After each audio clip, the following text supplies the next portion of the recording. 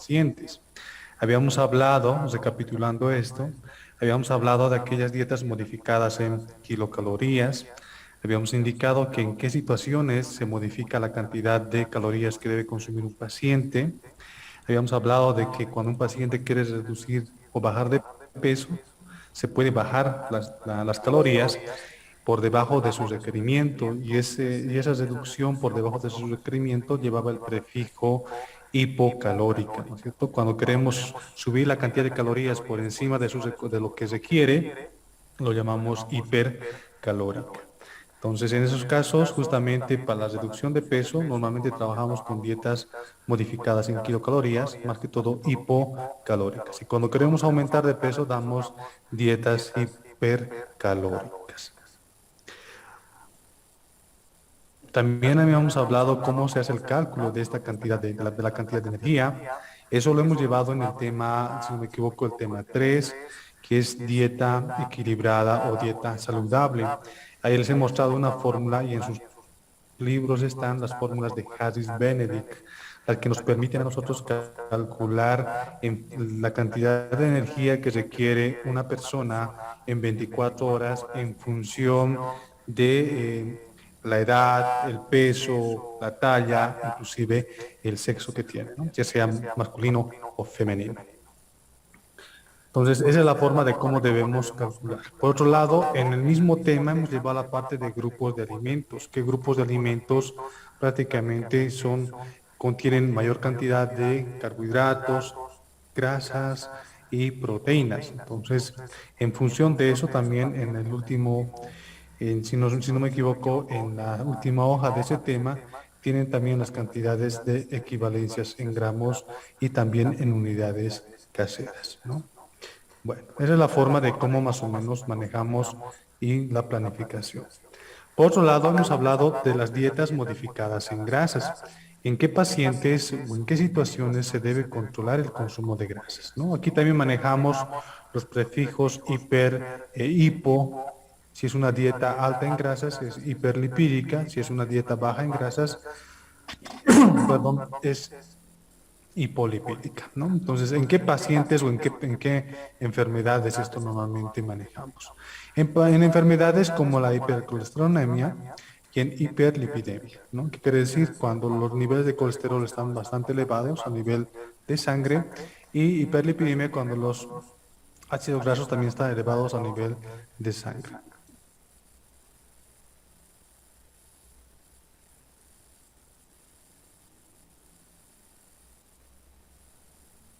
Bueno, perdón.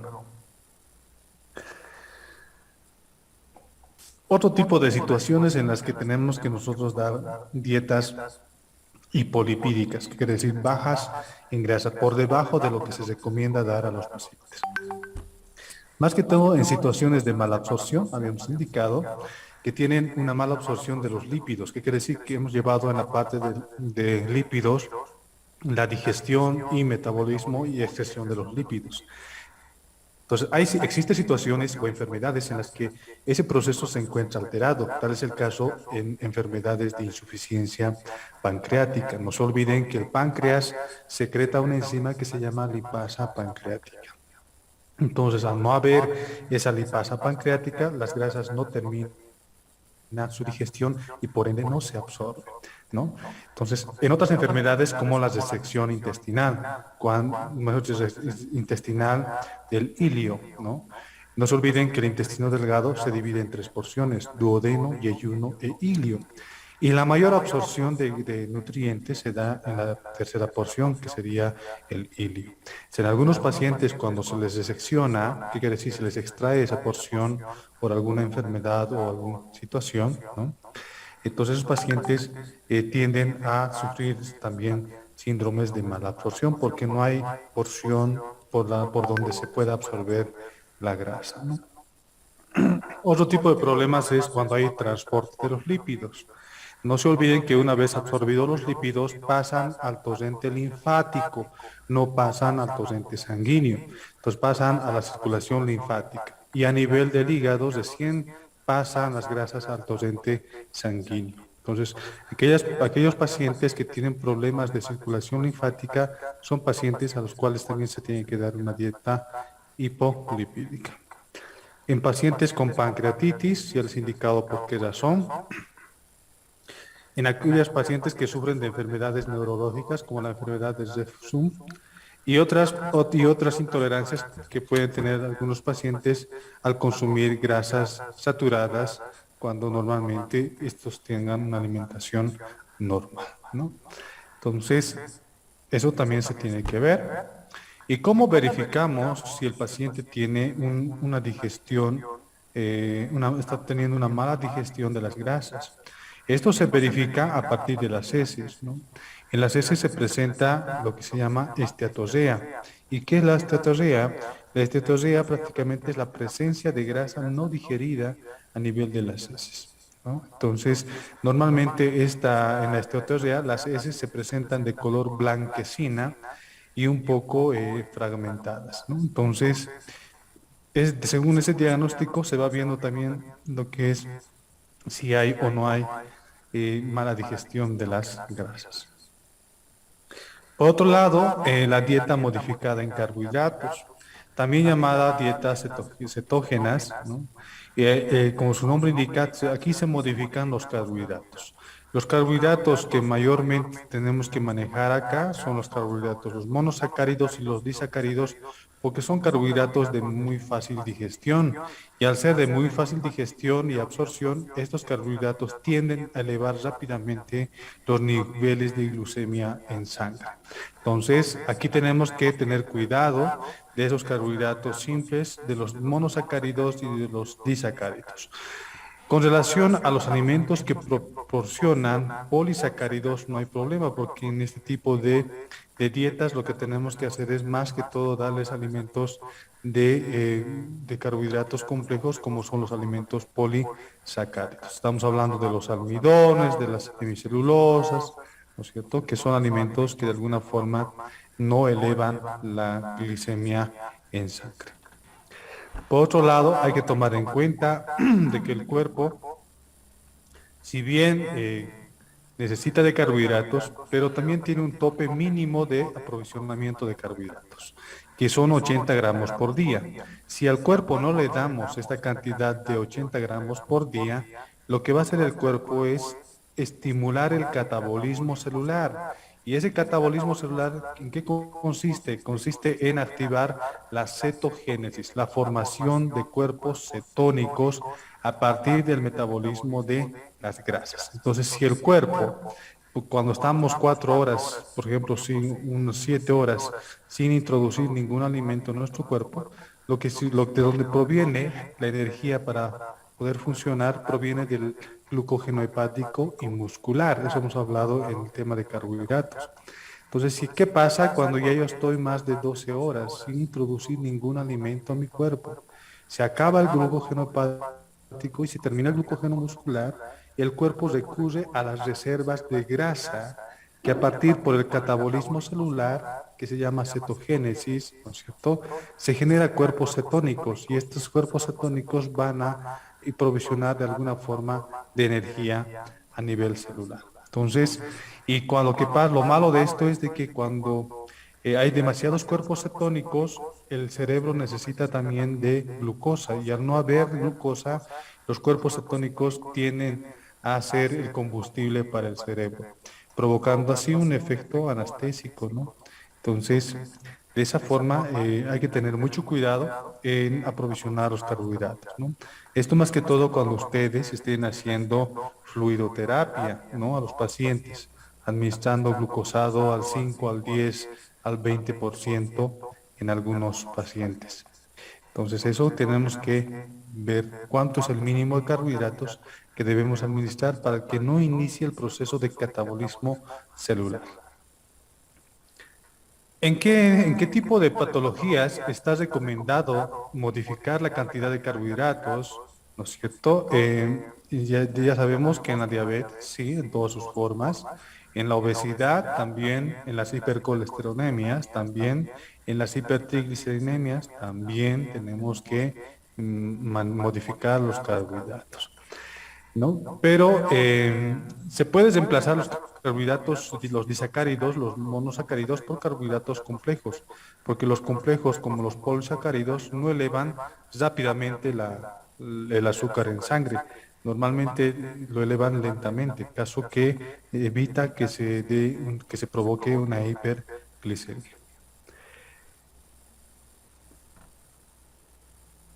Bueno, estudiamos, es lo mismo que de arriba. Y por otro lado, en una primera fase del tratamiento, ya sea de un paciente con problemas de glicemia, ¿no? En este caso de los diabéticos, en esa primera fase se lo prohíbe el consumo de ciertos alimentos, como el caso del azúcar de mesa, miel, postres dulces, algunas frutas, la leche inclusive, todos estos alimentos en una primera fase, ¿no? Aguda, en una fase aguda, se le prohíbe al paciente consumir estos alimentos. Se lo prohíbe hasta qué periodo? Hasta el periodo que el paciente empiece a normalizar su glicemia en sangre, ¿no? Entonces, una vez que la glicemia en sangre del paciente esté normalizado, se puede volver a introducir estos alimentos, pero ya en pequeñas cantidades y también en horarios específicos, caso que no puedan elevar rápidamente la glucemia en sangre. A lo menos en los pacientes de diabetes tipo 2, es importante manejar el tiempo, ¿no?, de la digestión de cada alimento y también la velocidad de absorción de cada alimento y por otro lado la cantidad en la que se le va a dar. Entonces, hay pacientes diabéticos tipo 2 que consumen todos estos alimentos, ¿no es cierto? Pero ellos saben en qué cantidades y en qué tiempo van a consumir estos alimentos. Por ejemplo, tuve un paciente donde se le prohíbe consumir tortas, aquí mismo dicen, ¿no? Se le prohíbe consumir postres, tortas, todo aquello. Entonces, este paciente fue a un cumpleaños y decía, pues no tengo que consumir nada. Entonces, lo que hicimos es, si bien su porción de torta no puede consumirlo en un momento dado, pero sí puede fraccionarlo en 4 tiempos durante el día. Caso de que, y si va a elevar también la glicemia, no sea bastante, sino que sea una glicemia bastante manejable. Entonces, dividiendo así los carbohidratos, fraccionando los alimentos ricos en carbohidratos durante todo el día, hacemos de que no tenga picos de elevación de glicemia y de esa forma el paciente tampoco se priva de todos los alimentos que debe consumir en 24 horas, ¿no? Entonces, eso también parte de una educación en el paciente diabético, porque no todo el tiempo vamos a estar al lado cuidándolo a ese paciente, ¿no? Entonces, el paciente empieza a educarse, empieza a llevar una vida normal, porque nuestro objetivo de nuestros cuidados siempre es de que el paciente ya se inserte a su vida cotidiana, ¿no es cierto? No que se sienta acosado por el tema de salud, ¿no? Entonces, esos son uno de los factores que hay que tomar en cuenta. Hoy en día, según los nuevos tratamientos en diabetes, y eso seguramente los que desean hacer una especialidad en cuidados de diabetología, van a darse cuenta de que el paciente diabético tipo 2 tiene que llevar una alimentación normal y una dieta corriente, donde solamente tiene que predominar los tiempos y la cantidad, en qué momento tiene que consumir o en cuántos tiempos tiene que consumir un alimento rico en carbohidratos simples, en monosacáridos o disacáridos, ¿no? Entonces, hoy en día prácticamente hay estrategias, hay formas de cómo capacitar al paciente, caso que el paciente pueda sobrellevar su enfermedad sin ningún problema y sin restricciones. Pero en una primera fase, reitero nuevamente, cuando el paciente se le diagnostica con diabetes, es bueno prohibirlo estos alimentos hasta que su glicemia se controle, hasta que el paciente también empiece a educarse y pueda controlar la cantidad de estos alimentos y los tiempos en los cuales tiene que consumir estos alimentos, ¿no? Entonces, esa antigua escuela donde se prohibía a los pacientes, se los prohibía decir no, no, todo prohibido y al final no sabían qué comer, ¿no es cierto? Ya ha pasado, ya no es así. Hoy en día las terapias o los tratamientos son mucho más flexibles y donde tiene que predominar más es la educación y la capacitación de estos pacientes sobre sus cuidados que tienen que tener, ¿no? Bueno, otro aspecto importante habíamos indicado que son las dietas modificadas en proteínas. El objetivo de estas dietas también llevan el prefijo hiperproteica cuando la cantidad de proteínas que estamos dando está por encima de lo recomendado. Hipoproteica cuando la cantidad de proteínas que administramos, perdón que sea redundante, estamos dándole por debajo de lo recomendado. El objetivo de esta dieta siempre es prevenir y corregir los periodos de malnutrición, ¿no? En especial la malnutrición por déficit proteico, tal es el caso de la desnutrición proteica. No nos olvidemos también que las proteínas prácticamente son los nutrientes que regeneran todo el tejido, todos los tejidos a nivel de nuestro organismo. Y por otro lado, las proteínas son el elemento esencial del sistema inmunológico que tiene nuestro cuerpo. Entonces, en algunos casos, los quienes van a trabajar o van a ser internados en cirugía se van a dar cuenta de que los pacientes con un buen estado nutricional que ingresan a quirófano y salen, tienen una rápida recuperación. Y aquellos pacientes que ya tienen algún grado de desnutrición ingresan a terapia intensiva, ingresan a quirófano y cuando salen de quirófano tienen mucho más, tarda más su cicatrización y su recuperación porque no tienen estos pacientes sufren de algún tema de malnutrición. Razón por la cual en algunos pacientes, porque no pueden cicatrizar rápidamente las heridas, tienden a infectarse, ¿no? Y eso también de alguna forma complica su estado de salud, llevándole a una morbilidad o de contagiarse cualquier otro tipo de enfermedades o una infección, ¿no? Como una sepsis, y eso puede conllevarle a la mortalidad, ¿no? Entonces, es muy importante el consumo de proteínas, a lo menos en pacientes que están hospitalizados por más de 15 o 30 días. Mientras más tiempo está el paciente, mayor es el riesgo que el paciente sufra de alguna desnutrición proteica. ¿Y en qué enfermedades está indicado el consumo de proteínas? De estas dietas ricas en proteínas, serían dietas hiperproteicas. En procesos de malnutrición, en politraumatismos, en problemas relacionados con cirugías, en pacientes quemados, ¿no? En pacientes con altos niveles de fiebre o procesos infecciosos, porque hay catabolismo celular, ¿no? En pacientes que tienen cáncer hay que tener bastante cuidado porque no se olviden que las células cancerígenas son igual que las células también del cuerpo, solamente son células que hayan mutado. Entonces, mientras más proteína les demos, todas las células en general del cuerpo tienden a crecer en la misma proporción, ¿no? Entonces, aquí hay también cierta estrategia de tratamiento en nuestros pacientes con cáncer, porque hay ciertos aminoácidos los cuales hay que restringir al paciente caso que no genere también el crecimiento de los tumores, ¿no? Bueno.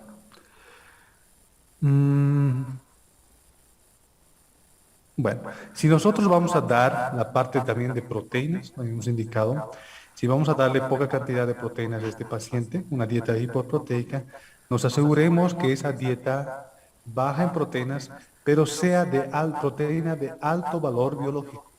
Aquellas proteínas que contienen los 8 aminoácidos esenciales. Eso es lo que nosotros habíamos visto en el tema de proteínas, ¿no? De que hay proteínas de bajo valor biológico y proteínas de alto valor biológico. Entonces, si tenemos una pequeña cantidad de proteína que darle, le daremos proteínas de alto valor biológico, caso que de alguna forma vamos a prevenir su déficit proteico. También hemos hablado en qué patologías se debe bajar las proteínas. Habíamos hablado de encefalopatías hepáticas, cirrosis hepáticas, insuficiencias renales, ¿no? Y enfermedades de Parkinson, en las que tenemos que dar dieta baja en proteínas.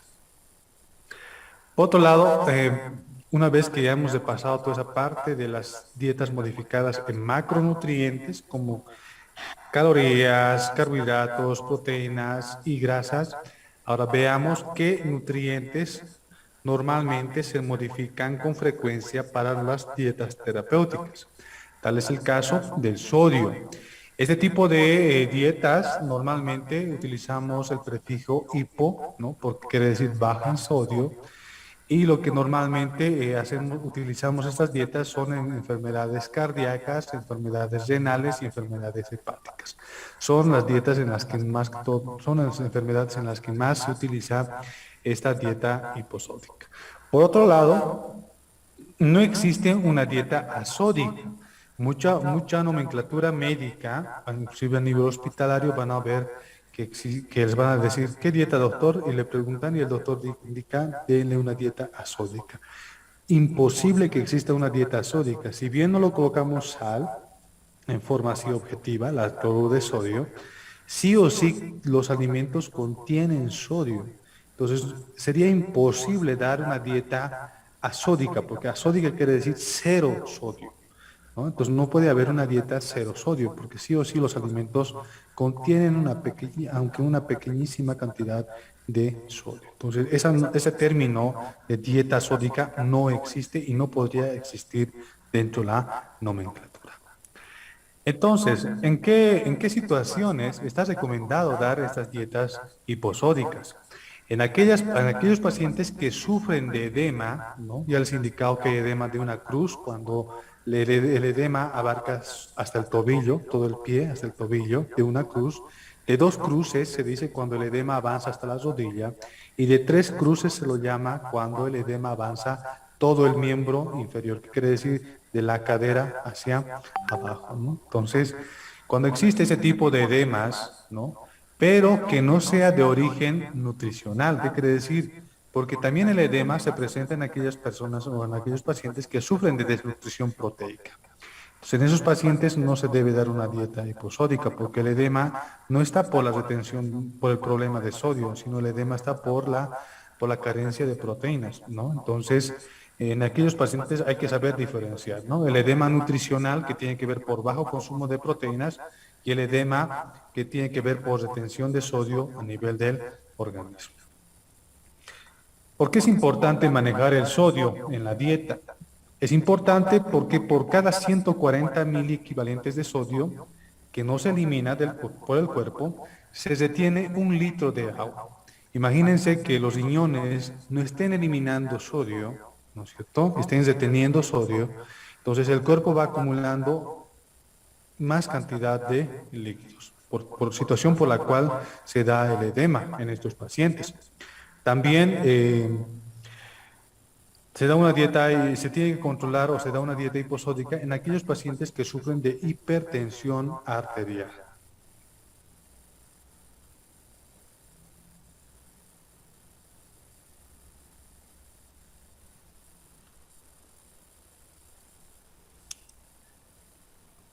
Bueno, ¿en qué otras indicaciones más se da la dieta sódica? Si se dan cuenta acá, en cardiopatías como insuficiencia cardíaca, infarto de miocardio, angina de pecho, enfermedades renales como glomerulonefritis, síndrome nefrótico, insuficiencia renal crónica aguda, hemodiálisis, y en pacientes que sufren de afecciones hepáticas como ascitis, hipertensión arterial y cirugía cardíaca. Entonces, en todos estos pacientes, ¿no? Estos pacientes, de hecho, la dieta siempre va a ser dieta hiposódica, ¿ya? Entonces, baja en sodio. ¿Por qué? Razón porque hay problemas de eliminación del sodio y más que todo, o problemas, caso contrario, de retención del sodio. Entonces, si el cuerpo retiene sodio, por ende retiene agua. Entonces, en ese tipo de enfermedades es donde nosotros tenemos que ir cuidando de cuánto de sodio vamos a administrar a estos pacientes. Para ello, también hay que tomar en cuenta en qué pacientes no se debe dar una dieta hiposódica. Por ejemplo, en el embarazo. Si en el embarazo se presenta también un edema a nivel de miembros inferiores, pero ese edema no se debe a la retención de sodio. Ese edema se refiere al, al bajo retorno venoso que tienen las mujeres embarazadas por la contracción del producto a nivel de las venas ilíacas primitivas, que quiere decir a nivel de la cadera, ¿no? Entonces va creciendo el producto, ¿no? Entonces va comprimiendo las venas ilíacas primitivas, caso que el retorno venoso se hace mucho más lento, razón por la cual se presenta el edema a nivel de los miembros inferiores en las embarazadas.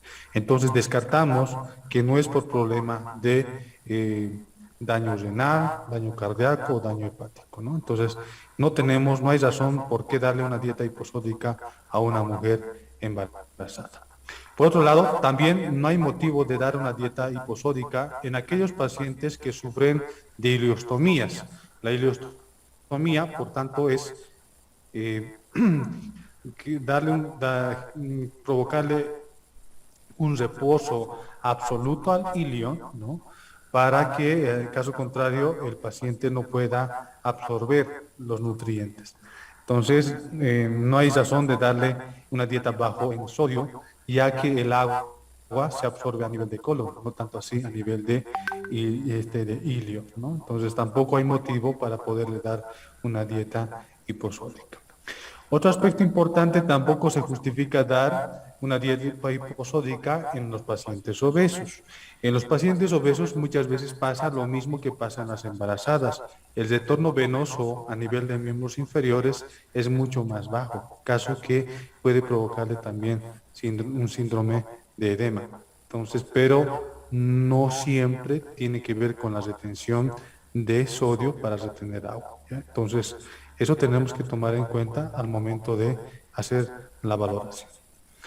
Para hacer el tratamiento y el manejo de las dietas hiposódicas, que son las dietas más manejadas a nivel de hospitalario, vamos a clasificar las dietas, o se clasifican las dietas hiposódicas en estándar, en estricta y en severa.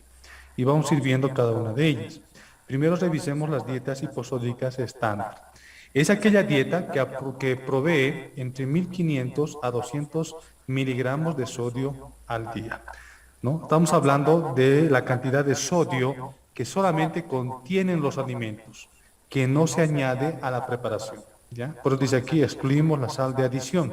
Entonces, solamente estamos hablando de la composición química de los alimentos. ¿Qué quiere decir? Que esos alimentos han sido cocidos sin sal, ¿no? Pero contienen esta cantidad de miligramos de sodio. En este tipo de dietas, lo que tenemos de hecho es excluir ciertos alimentos que contienen alta cantidad de sodio, como ser los embutidos, los quesos y también algunos alimentos que contengan alta cantidad de sal, como los charques, por ejemplo, ¿no? Como una segunda dieta tenemos la dieta hiposódica estricta. Esta provee entre 600 a 1000 miligramos de sodio al día. Obviamente igual, sin tomar en cuenta la sal que normalmente se añade a las comidas. Y tenemos la dieta hiposódica severa, que esta ya provee o aporta una cantidad de entre 200 a 400 miligramos de sodio, ¿no? Por día. Y por último, la dieta de Kempner. Esta solamente está basado en tres alimentos, como son los arroces, las frutas y algunos zumos que se pueden sacar de las frutas. Esto proporciona más o menos unos 200 miligramos de sodio al día y 20 gramos de proteína. ¿Cómo se manejan estas dietas? Cuando vemos, perdón, cuando lo vemos al paciente en una fase aguda, ¿qué quiere decir? Que el paciente ha sido hospitalizado de emergencia y en el diagnóstico se ve que tiene insuficiencia renal o insuficiencia cardíaca o insuficiencia hepática. A este paciente la primera dieta que tenemos que implementarle es una dieta de Kempner. Esta dieta consiste en darle arroz blanco sin sal, zumos de fruta o frutas así en su estado natural, solamente a base de tres alimentos. En una fase aguda estamos hablando, hasta que el tratamiento farmacológico médico pueda hacer efecto y pueda de alguna forma regular los niveles de sodio en sangre, ¿no? Una vez que el paciente ha superado, ya está empezando a superar, pasamos a una dieta hiposódica severa, ¿no? Entonces, una vez que el paciente ya está superando su cuadro clínico, pasamos a una dieta hiposódica estricta. Y así sucesivamente vemos si el paciente normalmente va a poder consumir ya una dieta hiposódica estándar con esta cantidad de sodio en, eh, en su alimentación. Normalmente los pacientes que tienen insuficiencia cardíaca, hepática, renal, siempre normalmente se quedan con este tipo de dieta. A no ser que la insuficiencia renal que se haya provocado de un paciente o el cuadro agudo que se haya provocado de un paciente haya sido de origen parasitológico bacteriano, o normalmente sucede también eso, y se corrija, es decir, el paciente podría de alguna forma pasar a una dieta corriente, que quiere decir una dieta normal. Pero gran parte de los pacientes que ingresan a la emergencia o a los hospitales siempre son ya pacientes que agravados, ¿no? Que ya no tienen solución, sus riñones, su corazón, su hígado. Entonces, normalmente se quedan con una dieta entre dieta hiposódica estándar y una dieta estricta, ¿no? Entonces, estos pacientes normalmente caminan con su salerito donde vayan, porque ellos de alguna forma ya aprenden a regular la cantidad de sal que tienen que consumir durante el día, ¿no? Entonces, eso normalmente va fungiendo y va pasando con estos pacientes. Entonces, las dietas hiposódicas también pueden llegar a ser progresivas, ¿no? Del menor aporte hasta donde más o menos la enfermedad le permita consumir la cantidad de sodio que se recomienda según estas dietas.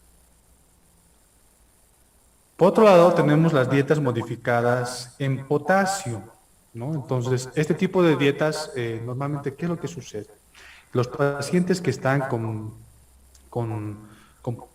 problemas de hipopotasemia, ¿no? Lo que sucede es de que normalmente estos pacientes que tienen bajo aporte de potasio tienden a sufrir de anorexia, quiere decir un bajo consumo de alimentos, y eso nos puede llevar a una desnutrición. ¿Por qué sucede esto? Normalmente en la vida cotidiana sucede por un abuso prolongado de diuréticos. Es que muchas veces, muchos, por lo menos las adolescentes o las personas, quieren adelgazar o perder peso y se recurren a los diuréticos, ¿no? Entonces, que pensando eliminar agua, se van a la báscula y se pesan y ven que han bajado bastantes kilos, pero lo que han hecho es solamente deshidratarse. En aquellos pacientes que también quieren bajar de peso, o caso contrario, que sufren procesos largos de estreñimiento crónico, hacen un abuso de los laxantes. Entonces, en esos pacientes se provocan, obviamente, también una diarrea, ¿no? Y al provocarse una diarrea hay una eliminación de harto de potasio. También estas dietas también son en forma, se recomiendan también dar dietas altas en potasio en algunos pacientes que sufren de hipertensión arterial, porque no se olviden que el sodio y el potasio son dos electrolitos antagónicos, que quiere decir de que a mayor cantidad de sodio, menor cantidad de potasio, y a mayor cantidad de potasio, menor cantidad de sodio. De alguna forma se puede generar un equilibrio en este tipo de pacientes. Entonces, son situaciones en las que también en los síndromes diarreicos hay que tomar en cuenta, más que todo en aquellos porque hay bastante eliminación de electrolitos y eso puede inclusive alterar el ritmo cardíaco, ¿no? Porque no se olviden que el potasio es un electrolito que transmite o que participa en la estimulación eléctrica de contracción de los músculos. Entonces, si en caso sufrimos de una deficiencia de potasio, vamos a sufrir de mialgias, ¿no? O dolores musculares, y también en algunos casos puede provocarnos algunas arritmias cardíacas a nivel del corazón, porque no se olviden que el corazón también es un músculo, ¿no? Entonces, de alguna forma podría alterarse.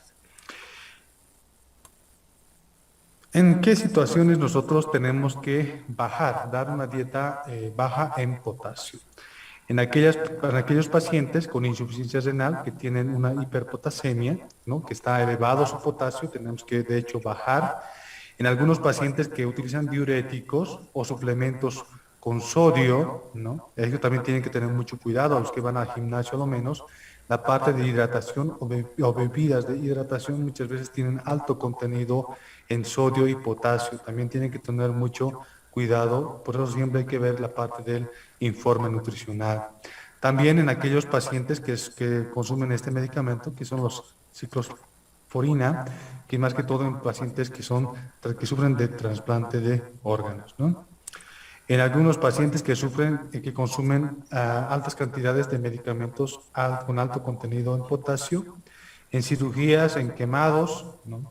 Hay que tener bastante cuidado y también de poder regular el aporte de potasio. Por otro lado, tenemos las dietas hipoalérgicas. Bueno, aquí tenemos todos los alimentos que de alguna forma pueden generar una especie de alergia según el tipo de sistema inmunológico que tengan los pacientes.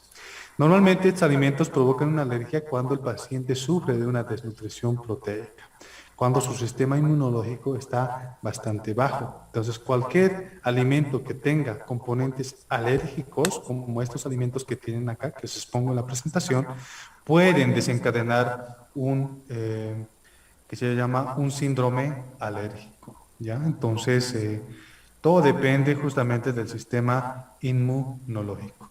Y hay muchos pacientes que dicen, ¿no? De que yo normalmente siempre he consumido estos alimentos, pero nunca jamás me ha dado una alergia. Pero no te da alergia porque no sufrías de ninguna enfermedad y por ende tu sistema inmunológico estaba bastante desarrollado. Pero resulta de que con lo que te has enfermado, baja tu sistema inmunológico y como baja tu sistema inmunológico, estos alimentos tienden a provocarte un síndrome de alergias, ¿no? Que normalmente a veces se manifiesta con aparición de granos a nivel de la piel, ¿no?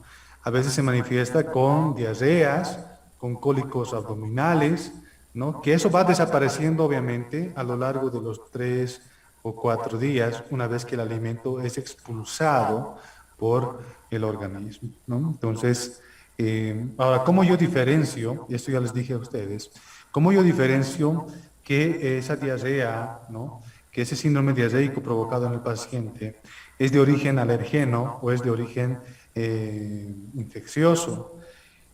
Solamente tienes que medir la temperatura y ver. Si tiene temperatura, es de origen infeccioso la diarrea. Si no tiene o no muestra temperatura, prácticamente puede ser de origen alergeno o, en caso contrario, de intolerancia también a uno de los alimentos, ¿no? Entonces eso tienen que tomar en cuenta en sus cuidados. Bueno, existe también otro tipo de dietas, muy aparte de ser controlada en grasas, son aquellas dietas que lo que hacen es aprovisionar de alimentos bajos en colecistoquinéticos. ¿Cuáles son los alimentos colecistoquinéticos? No se olviden que las enfermedades más comunes son de la vesícula biliar, como la colelitiasis, colecistitis y las colangitis.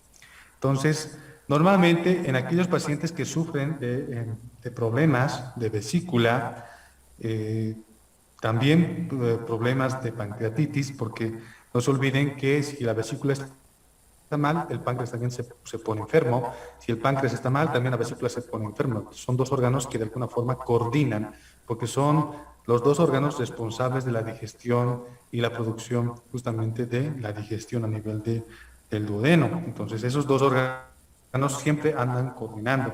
Entonces, en una primera fase aguda, cuando el paciente es internado, el paciente ya sea con pancreatitis, ya sea con vesícula biliar, ¿no?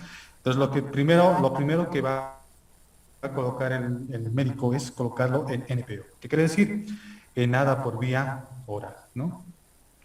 Hasta que calme el dolor, no haya una contracción de la vesícula, porque normalmente cuando ingerimos alguno de estos alimentos, ¿no es cierto? Y tenemos problemas de vesícula, empieza a contraerse la vesícula, ¿no? Con el fin de poder eliminar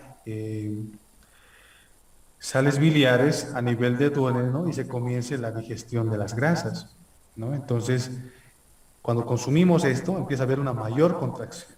Entonces, lo que tenemos que evitar es de que esa vesícula se contraiga. Entonces, por esa razón, en una primera fase lo que hacemos es eliminar todos estos alimentos que son ricos en grasas, ¿no? Ya sean saturadas o insaturadas, no nos interesa, pero al fin y al cabo tenemos que eliminar de la dieta estos alimentos para que el paciente no sufra de episodios de dolores vesiculares, ¿no? Y también así damos el espacio a la vesícula para que la vesícula también pueda desinflamarse, ¿no? Entonces, de hecho, ese paciente, por lo menos por un largo tiempo, va a tener que tener cuidado con estos alimentos, de no consumirlos, ¿no?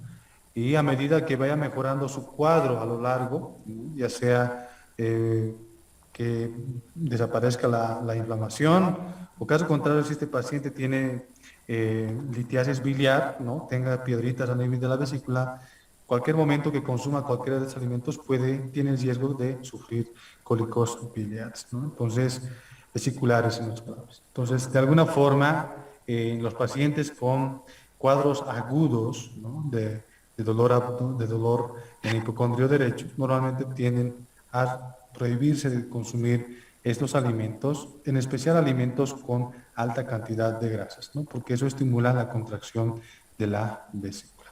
Entonces, esos son los tipos de dietas, de cómo